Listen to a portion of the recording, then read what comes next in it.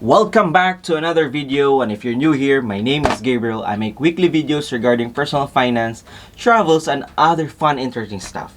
Before we start, if you like my contents and videos, please hit that like button to help me reach more and more people about this video. Also, smash that subscribe button na rin, and don't forget to turn on that notification bell icon so we'll all get notified whenever I upload new videos. If you're active in Facebook, Instagram, and Twitter, you can also follow me there as well. Now, in today's video, we will gonna talk about how to get away from living paycheck to paycheck.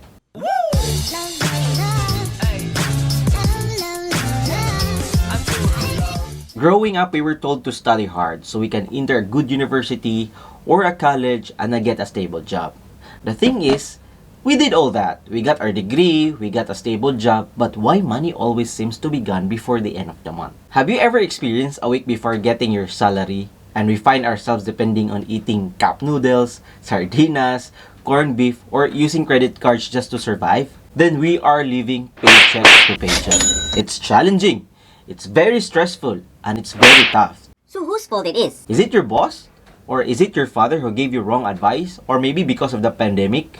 No, it's certainly not your fault. If you want to get out living paycheck to paycheck, you have to take responsibility for the situation you're in, whether it's your fault or not. It's like dealing with the weather. You can't control weather today if it's either gonna be sunny or rainy.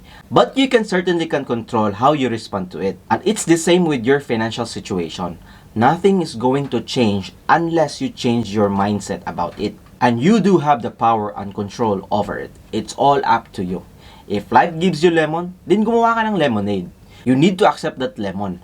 Meaning, you have to own the situation you're in. But what on earth does this even mean, and how do I own the problem? Well, you can start by acknowledging that there's a problem. Okay? We have to accept that we are not in a good financial position and that we need to do something about it. Then take a pen and a paper, write down your current financial position. Some questions to ask yourself would be, how much did you make last month? What are your assets? And how much and what did you spend on last month? It's like exercising. In order to lose weight, you first need to know what you're actually eating every day. Same thing with our finances. In order to stop living paycheck to paycheck, you need to know what you're actually spending on every day. And once you've listed everything down, you will need to categorize them into these categories, which are, number 1, responsibility expenses. These are the common expenses that you really need to pay for, such as SSS contribution, Pag-ibig contribution, PhilHealth contribution, insurance premium, St. Peter Memorial Plan, house mortgage, or yung housing loan payment. These are the kind of sample expenses that you need to pay per month. Number 2, obligation expenses. If you're an OFW, of course, one of your obligation is yung pera padala mo sa Pinas. That's why we are here in abroad, so we can continue to support our family back home. That's school tuition fees also for your kids or for your brothers and sisters in the Philippines, or for any medical emergencies. These are the kind of expenses that fluctuates and are not fixed. Number 3, essential expenses. These are the expenses that fluctuate, such as groceries, your food allowance, accommodation rent, your dewa or your water electric bills, your transportation expenses. Number 4, last but not the least, your luxuries. These are the stuff that you can spend on that you can live without, such as Netflix, Spotify, and online shopping therapy. Tracking and categorizing every transaction you make helps you determine whether every dirhams or peso is being spent. So you've tracked your expenses, but you must be thinking, Now, I already know what I spend on, but it's not like that's going to get me out of living paycheck to paycheck also, right? Now, just like exercising and losing weight, now that you know what you've eaten, the next step is to cut out that snacks like McDonald's and your Bobby milk tea. So what are these some of the McDonald's and Bobby milk tea in your finances? This may come in the form of dining in an expensive restaurant outside while you know you can cook at home, buying new pair of shoes even though you already have 5 to 10 pairs of shoes at home, and taking a taxi going work while you can commute in a bus or metro instead. Or even buying things in Amazon or online shopping even though you don't actually need those. The bottom line here is you need to cut down your unnecessary spending. See, most of the time, I've been telling you and myself to look for another pagkakitaan to increase our income in all my previous videos. But the solution for escaping paycheck to paycheck life isn't just by increasing your income. It's by deflating your lifestyle or downgrading your lifestyle, living below your means. Take a look at the people who won the lottery. A few years later, bankruptcy. Why this happens? Because as their income grows, their living lifestyle also increases.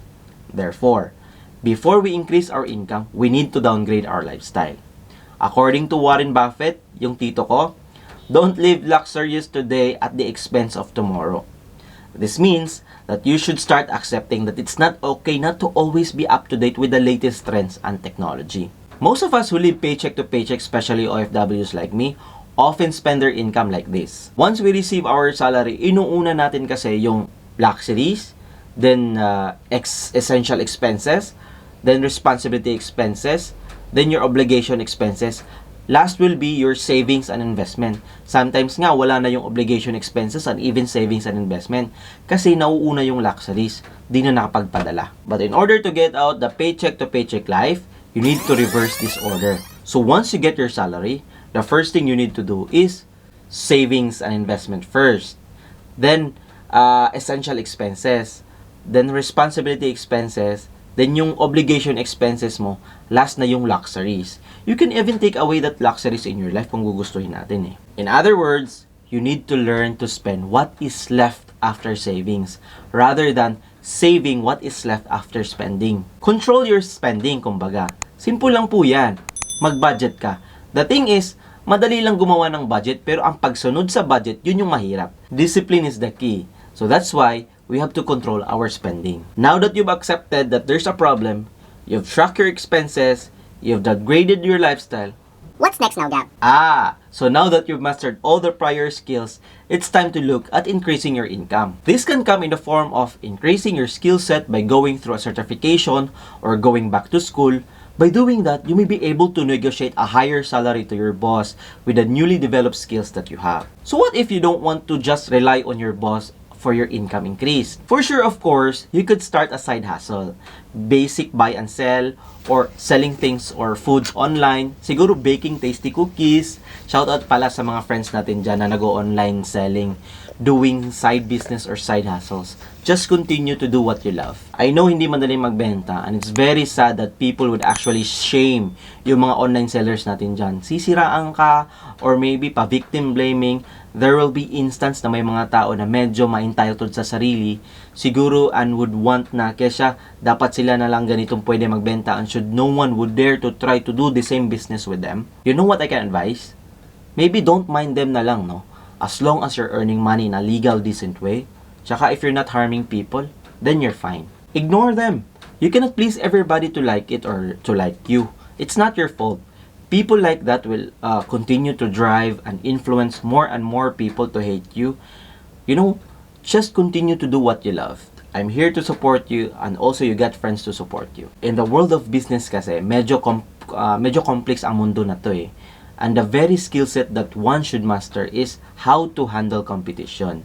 If you feel like threatened, then maybe ang pag-online business is maybe not for you. I suggest you can try in your free time being an English instructor instead, or maybe a dance instructor. Practice ka lang. It can be another source of income. Understood? Or maybe if you're an expert at something, or do you see any problem in the community where you can provide a solution?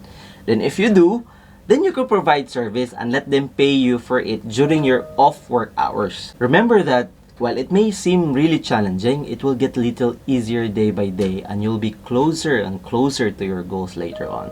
You'll just have to do it every day and consistently. I hope that this video has given you the push we need so we can start getting out the paycheck to paycheck life. And see you in the next video.